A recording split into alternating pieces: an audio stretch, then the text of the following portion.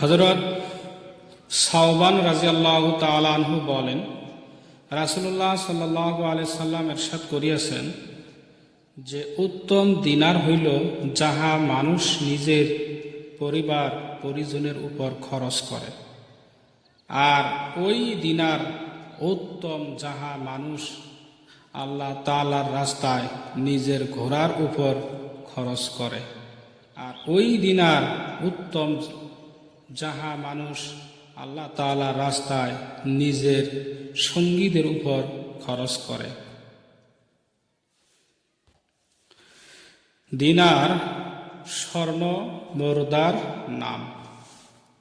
হযরত আবু হুরায়রা রাদিয়াল্লাহু তাআলা আনহু বলেন, রাসূলুল্লাহ সাল্লাল্লাহু আলাইহি সাল্লাম অপেক্ষা অধিক নিজের সাথীদের সহিত পরামর্শ করিতে আমি কাহাকেও দেখি নাই, অর্থাৎ তিনি অত্যাধিক পরিমাণে পরামর্শ করিতেন। তিরমিজি।